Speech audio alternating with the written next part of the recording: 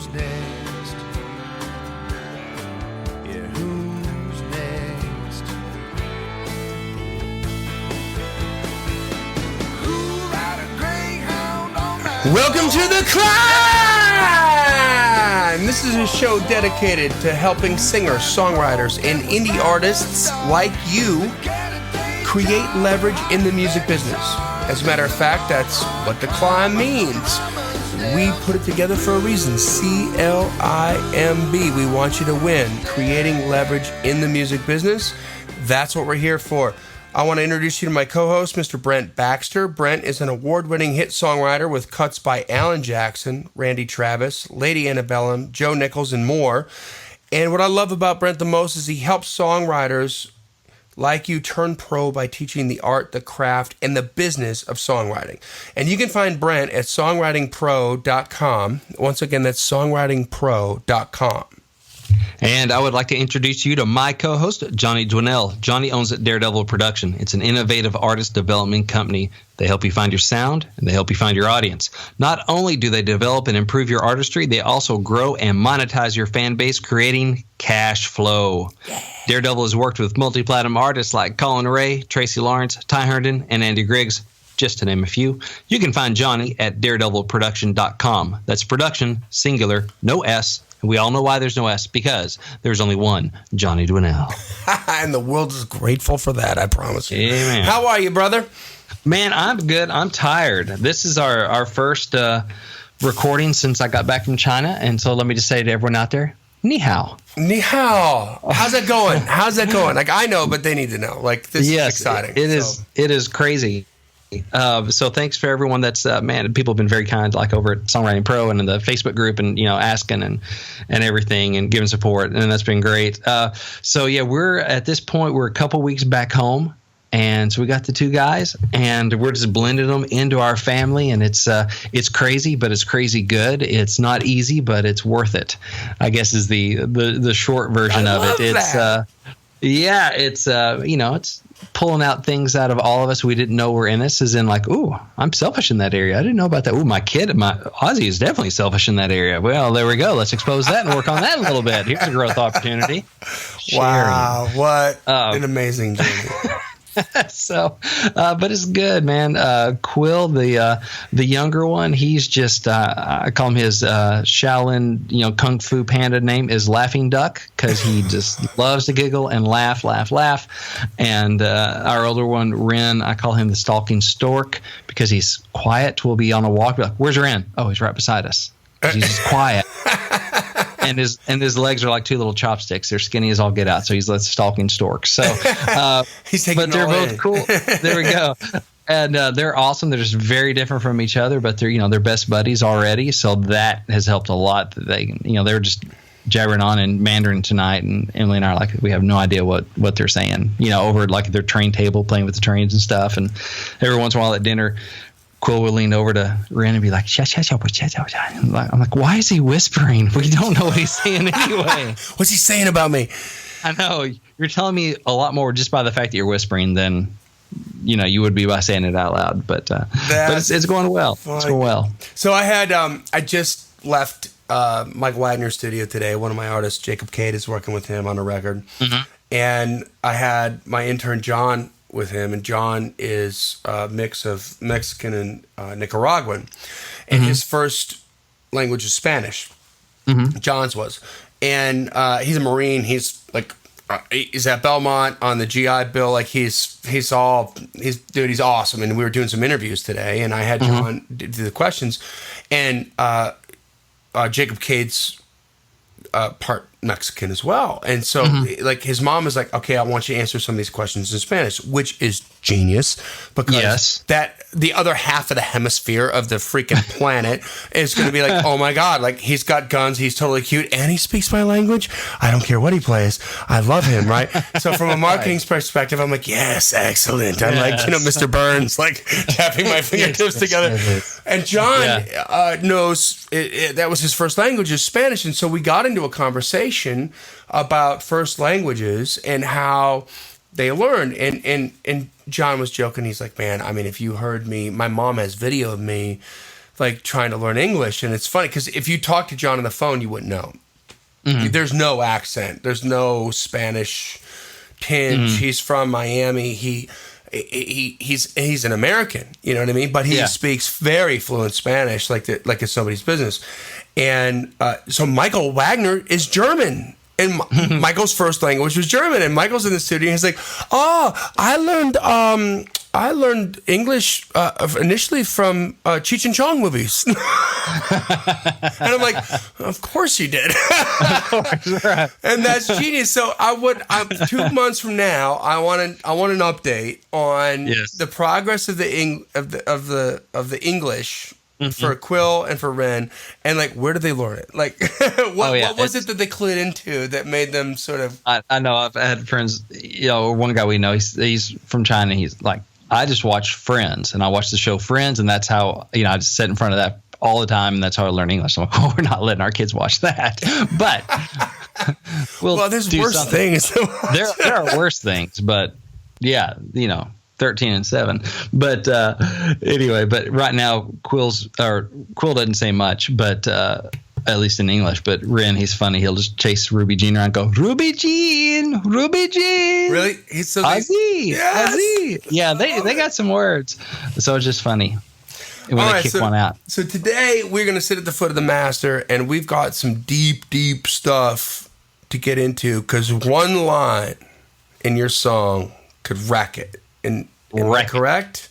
You are correct. And so you don't want your enlighten. You want your you want your song to be correct. I got my pen. I'm ready to take notes. Click it. I don't have a clicker. I got a thing that you pull off. I can't click. You got a cap. That's all right. Yeah, I got a cap pen. That's all right. I feel like I'm in the wrong party right now. That's all right. It's a clicky. You're not part of the clique.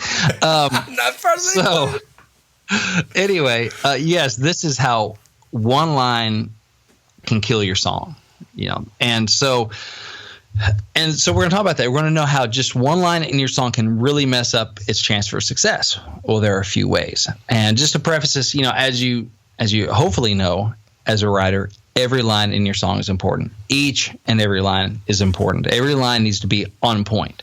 Every line needs to point to the central idea, the theme, the vibe of your song. Every line has to pull its own weight. Every line has a job to do, which, that's should be a whole episode just by itself. Is that, everything, you don't want to chase any rabbits. You don't want to, take any weird left turns and come back around to the point of the song. We don't have time for subplots and for asides and all this stuff, really. It's especially, the water I swim in, which is country. It's really focused. It's got to be on point. And I'd say the same for the gospel market and probably for most markets. Really needs to be on point, especially if you're writing for other people to record your song. They need to hear it and be moved by it and know where it's going the first time they hear it. They don't have the advantage of, I know what was in my head when I wrote it. Some singer-songwriters might have that advantage. But so everything needs to pull in a single direction. I use the analogy because I love songwriting analogies. It's like, what's the difference between a spotlight and a laser? Ooh. Focus. Oh, focus, right? That's They're both light. I'm gonna steal that. Focus. Now, a spotlight's cool. It's great, but a laser will burn a hole through something. A laser's a lot more powerful than a spotlight because of the focus. So you want every line of your song to be focused because you want it to have that power. So, but when you don't do that, sometimes a single line can mess up your song's chance to get recorded or to connect with your listener. And I'm not talking about the chase the rabbit line, like, that line or this line was a little off topic or it was a little confusing. Okay, yeah, those things are to be avoided. You don't want to have those in your song either because they do hurt your song. But that's not what I'm talking about. That's just kind of general knowledge. You don't have lines about I don't understand and don't take odd left turns. But there are a few specific type of lines I want to talk about tonight that will mess up your song. So you ready? Yeah. Cracking knuckles, clicking pins. All right. I got my pen in hand. Here we go. All right. The first one is the cornerstone/stumbling block line. Okay. So it's a mistake to make one line of your song too important. All right. Let me say that again. It's weird. Yeah, you don't think about that, but it's a mistake to make one line of your song too important. The line where you think, okay, if the listener misses this one line, they'll get lost. You don't want that line in your song because it's a dangerous way to write. Because if the listener misses that one line, they get lost. Well, you know what? They're probably going to miss that one line, or a lot of people are, right? You don't want to hang too much of the weight of your song on one line because sadly, you can't expect too much of the listener's attention. Not these days. That's good. Because, the sad fact is listeners usually won't give your song their full undivided attention, especially not at the beginning. You can't even expect A&R people to give you their full and undivided attention. People at a showcase to give you their full and undivided attention. We got a lot going on. Yep. Imagine with me, new song comes on the radio and you're driving. So what are you doing? You're changing lanes. Your phone may ring. Changing the radio station. Somebody, you may come in partway through the song or whatever, or it may fade out, or somebody may honk at you, cut you off. So you're busy flipping double birds and yelling, or eating a Big Mac while you're driving or whatever it is, yelling at a kid in the car. I try to build my songs expecting that the listener will zone out for at least a line or two somewhere in the middle of the song when they get a text, honk at a bad driver, or get some notification on their phone. I just try to build it in a way that it can withstand that. And I mean withstand it by it's still going to make sense. They're still going to get it. If that makes sense. That does make sense. Well, is there an example that comes to mind? Yes. In your head? Yeah, it maybe just be like, this is a little bit of a vague song, but this one line is what really drives it home. Like, this is what I've been talking about. This is where I pull back the curtain. The one line, or this is the one line where it twists, and I let you know that it was all a dream, or that I'm talking to myself in the mirror, or that kind of thing. And so it's hard to think of an example because you usually don't hear them on the radio, and I don't write them, but I have. But I know it's a thing. You just don't hear them that much because they don't get cut. So if that text comes in during that one line they have to get, or they won't get your song, they just won't get your song. So if you build one line to be a cornerstone of your song, most of the time it's become a stumbling block to your listener. And so, like I said, it doesn't have to be the line that provides a big twist ending. It can just be a line in the first verse that sets up that the singer is a single mom. I got one line, sets up she's a single mom. That kind of sets the tone for the whole thing. But it's all right there. If you miss that line, you don't understand she's a single mom, the rest of the song is not going to have the power. Okay, well, you need to pepper that throughout. In case you miss that song, you need to make it clear a couple other times in the lyric that she's a single mom. So okay, maybe I came late to the party. I missed that part of the conversation, Yeah, what I missed, like you might be changing the radio station and then stumble on that song and the melody's great and you cop onto the lyric, but you should, if you're on the second line or the third line of the lyric, you should still be able to sort of comprehend where you're at, even though you missed the beginning of the movie, kind of a thing, right? Exactly. Is that right? You should be able to catch up. Or, the first line, the first verse, it says, "Oh, he's in prison," or he just got his heart broken. Whatever it is, you don't want to hang too much on that one line. Or maybe the one line in the second verse that reveals she has a kid, and that's what sets a whole new tone to the second chorus or something. Just want to be wary of if while every single line really matters, if there's one line that you can take out that totally destroys your song, you need to spread that weight around and not have too much hanging at one line. So it's kind of like somebody's going to zone out, and a certain percentage of your listenership is always going to be zoning out on each line. Okay, so how can I write in such a way to survive that? Yeah. So in the art of communication, which is songwriting, which is also marketing, right? Like you and I have had several conversations about this, and this kind of pertains to this. It's almost like the curse of knowledge, right? You have the curse of knowledge. Like you think because you know the concept of the song, because you're the writer, and you have the image, the movie in your head that you're trying to describe, that everybody else should have that same thing, but they don't. And so you need to kind of break it down in different pieces that are manageable and digestible, maybe would be a good word, like little bits at a time. where they can get that, but then contextually, if you miss one line, you're still going to get the movie. You're still going to get it somewhere else. Okay, that's good. Yeah. So I think I never thought about it like that. It's a dangerous way to write, because you're like, man, if the A&R person gets a phone call at the wrong time during that line, they're going to pass on my song because they're like, I don't get it, or it doesn't connect as deeply as it should because there's something just missing. So just assume that, right?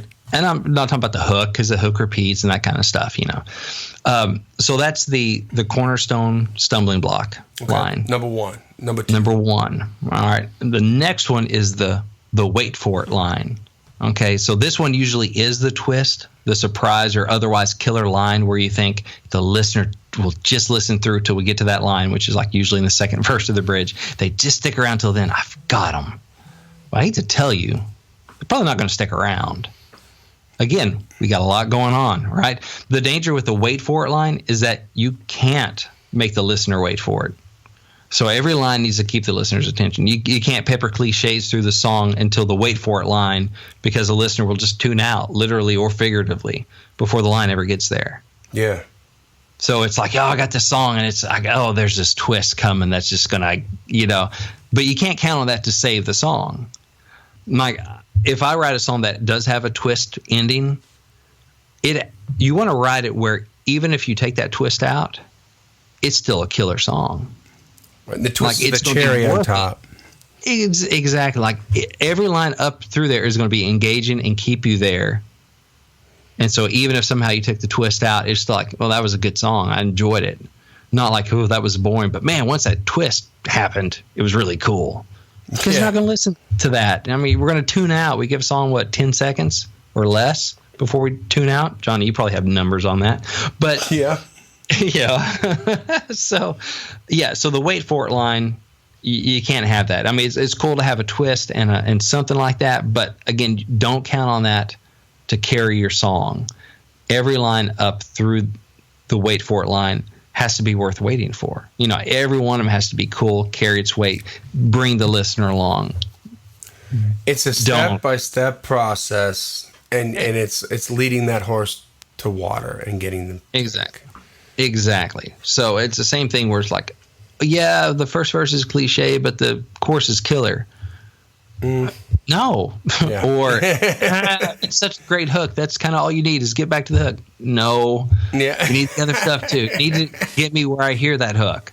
Otherwise, I'm going to tune out. And if nothing else, you have to work to get back to zero because you're in a hole because you've peppered me with cliches. So and now the other day, the other day I was at a writer's round at the listening room with that guy that I was telling you about, Alex, right? And sold out the listening room, him and the 4 writers. Cool. It was one song from this one writer that they had on there, and this guy wrote a bunch of hits that you would know. And it had this, it was a song about an alcoholic, but it was from the alcoholic's point of view. Yeah. Right? Like, what would he think about this? And so the chorus and I just remember there was that getcha line, and this is where I think, like, to just from, like, the cheap seats, right, of the guy who doesn't write, like, awesome lyrics. That's not me. But that line, that getcha line, it killed everybody, like, in the whole room. Like, I mean, people were clapping, like, you could hear the gas when he mentioned that one line. And I think that when we write the wait for it line that you're talking about, like, that's what we're wanting to get. But it was because of the context of everything leading up to that. And, by the way, hit everybody's attention. It wasn't like they were all talking and then they said that one line and he blew them away. Right. Like, he had their attention from the first line. Yeah. And then the whole story was being told, and then the twist came and it was like, oh, wow. Like that's what hit. So I think sometimes people may be confused for that wait for it line because they hear that one smack across the face that happens at the end of a hook where you're like, whoa, and your hair stands up, and that's good. But that only works because of the context. Right. He set you up and kept you up where you were in already. You're invested. Yeah.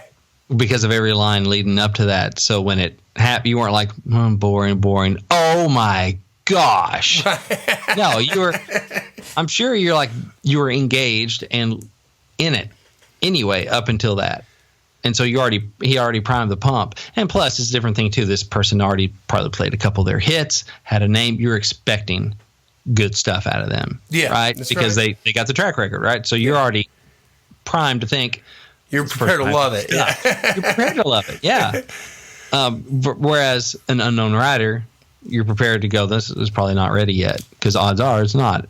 It's not going to blow me away. And I mean, psychologically, like that is like, listen to what I'm talking about. Like, could I effectively describe to you the lines before that after seeing it one time? No. Mm-hmm. But I could tell you the hook. I could tell you the line that blew me away. So that's what we remember, right? That's what we walk away like as somebody, receiving that information, like, oh my God, that was good. So that's what we remember. That's what we want to write. And then we forget that every line before that was well crafted, had a purpose, and carried you to that moment. Exactly. Yeah. Why that line worked. Yeah. And talking about, how we're prepared to love a hit writer stuff or whatever. I mean, you talk about the grace that you give them. If, Jeffrey Steele or Shane McAnally or somebody is playing a song and I'm not loving it, I'm giving them the benefit of the doubt that maybe I just don't get it, or something really cool is coming. Like, oh, no, wait, okay, they're better than this. Okay, if I'm just either not getting it or something's coming that's going to make this all right. Yeah, I'm going to forgive all this. All right. Oh, no, it's coming, because this is Shane McAnally we're talking about here. Exactly. Bazillion hits. This is whoever. If it's an unknown writer, just thinking, yeah, hurry up. Snoozer. Okay. Right. And you're not going to hear the killer line because you're already gone to the bathroom. And that's part of the difference.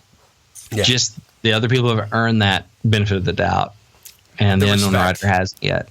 Yeah, it's that respect. Yeah, like if I don't think it's great, it's probably just because I don't get it. Yeah. Whereas unknown writer, like if it ain't great, it's because it ain't great. Oh, that's awesome. Right or wrong, but that's the world we live in. So sorry. All right, number 3. All right, so we've covered the cornerstone stumbling block, the wait for it line. And so number 3 is the crossed that line. All right. Yeah. So this will really depend on your genre, right? But your song can be chugging along just fine, making the A&R person bob his head and tap his pencil and, click his pen and all that good stuff. When all of a sudden you drop an F-bomb, that has to be an F-bomb because that's a rhyme. Or you say something really negative about women in general, or something else that is a cut killer. Again, this depends on your genre. Right. Some of our friends in other genres maybe like, no, F-bombs are completely fine. Might work in rap, might not work in country. Exactly. Right. Like, what if I don't have one? I might get dinged for it, right? So, apply to your particular circumstance.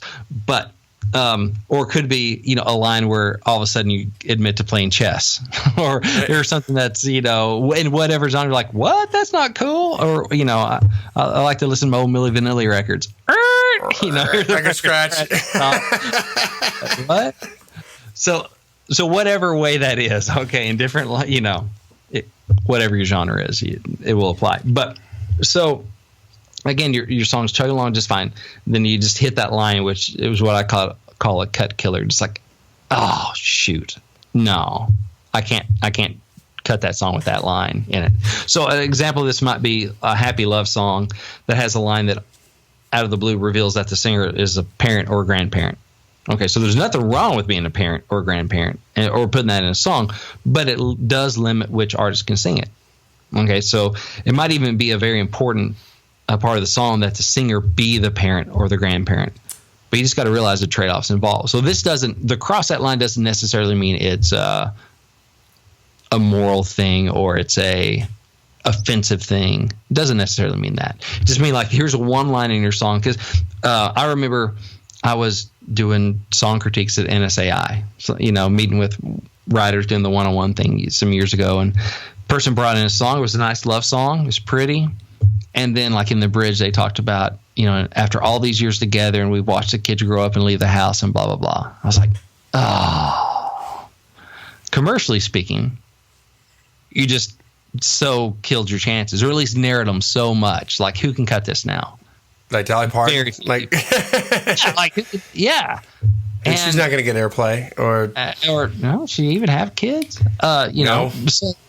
So the thing is, it totally narrows who can sing it. And up till this point in the song, it's like just a cool romantic love song. You're my world, you're my everything, kind of love song. Mm-hmm. But then all of a sudden, that one line, and and now that the kids are gone, I get to spend all this time with you again, whatever. And you're like, the brakes again. Oh, well, I was going to pitch that to Brad Paisley, but I mean, his kids aren't gone. Yeah. He's not going to relate to that. He can't sell that. Exactly. He may write about third person, yeah. The old man on the park bench at Westtown Mall or whatever, like waiting for a woman, but he's not going to be that guy that has the grown-up kids or the grandkids. So that's another example of that. So, yeah, it could be something just really offensive or something that just narrows a commercial window significantly. Again, whether or not it's offensive, it may not be anything bad. Maybe something necessary for the song. We just go, I just got to live with it. But just be aware of it. Make sure if you do it on purpose. Yeah. It could be kind of like a pig in the poke where you think it's one you cross that line. It could be, like, as you said, it's not morally offensive, it's not egregious, it's not hostile or anything like that, but where you think you're going down this road and it goes someplace, sometimes that twist can be cool. Mm-hmm. But sometimes you're like, no, I was over here, like I was putting you have to consider the listener, right? I was putting myself in the story, right? And I'm riding along on this one bench pickup truck with my man, and life is good, and you've got me right there. And all of a sudden, wait, what? We're grandparents? Like, no. Yeah. Like, oh, but he just fell out. What happened? Yeah. Right. So you got to be, I get that. That's good. Exactly. I never thought of that. Or another thing, maybe let's say like in a country song, it's say another love song example, and you just, it's the hook is just a cool, just love song, and you're singing about how this girl's everything and she's your world and all this stuff, and it's, or maybe it's a sexy thing, and then you just have it on like, and if I believed in God, I'd be thanking him right now. Crash. What'd you do that for? Exactly. Yep. Why? Right. We were having such a good time. It was a moment, and now you have to go and no way. Eliminate half your audience, or eliminate country music audience. Yeah, exactly. Like, no, I'm not singing that. You got to fix that. So that's just another example of the kind of the cross that line, or how one line, and that's good. That's really good. Just because we look for lines like that, and sometimes it's cool to be colorful, and it's better to go too far than not far enough. I mean, it's better to be kind of too bold than too vanilla, but be aware of, and there's no hard and fast rule about where the line is. It's different songs, different types of artists. I mean, one thing, we talked about Kill a Word a couple episodes ago for Eric Church. Some of those would have been way over the line for Kelsey Ballerini to sing, or could be brand specific. Exactly. So there may be one line that just kills it for a certain brand of artist. You know? Yep. So it could be that kind of thing. It could be, if you have again, the love song thing, since that's the corner of the realm, and then you have one line about, and after all those hundreds of women I've been with, you made me forget about them. Well, okay. Well, you can forget about that Josh cut too. Yeah. For one thing, girls don't really want to hear that. Oh, thanks. Can you bring up all your exes again? All of them. Oh, really? So we go alphabetically? 100. Or it's by state? Interesting. Yeah. So that'd just be one of those things like, no. No. We don't have to do this where we tell everybody everything about ourselves thing. Some things just don't have to. Yeah. So... But we do. We look for when we write and we go through like, okay, can this be misunderstood? Is this, how can this line be interpreted, misinterpreted?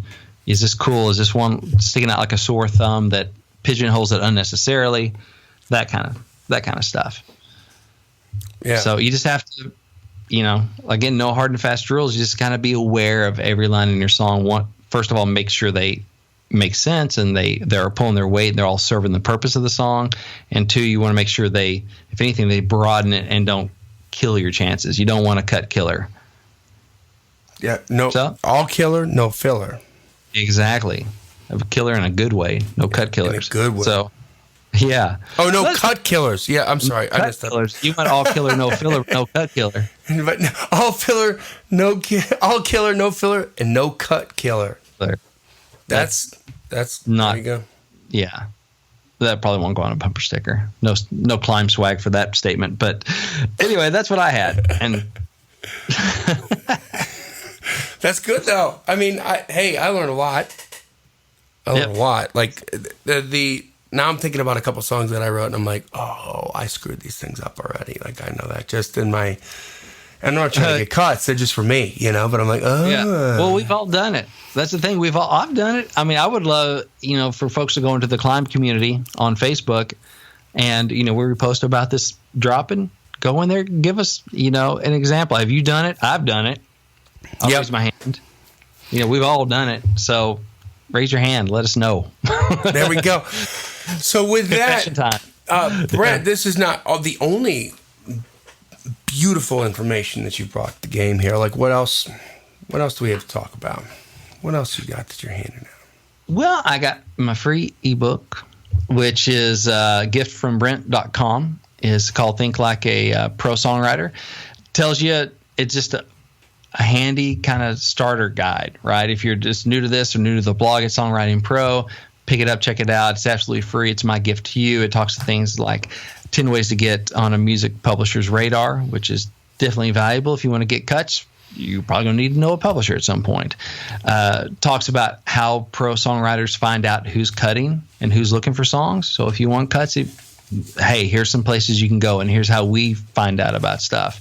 And some things like that. Some good general mindsets to help you think like a pro songwriter. So you can get that at giftfrombrent.com. Awesome. Well, that brings us to the end of another awesome, I hope to be very informative C.L.I.M.B episode at the hands of the master, Mr. Brent Baxter. That kind of rhymed. Did you like? See what I did? I like that. You like that? Listen, guys, we want you to win. So thanks for listening. If you liked what you heard here, if you found this valuable, please leave a rating and review on iTunes. Tell your friends about it. Share it. Let people know. Turn them on to it. We've got a plethora of information that they can get through. And we just, when we hear back from people, it's helping. We love it. We love it. We want to know more about it. So anyway, again, we want you to win. Keep on climbing. And we'll see you at the top.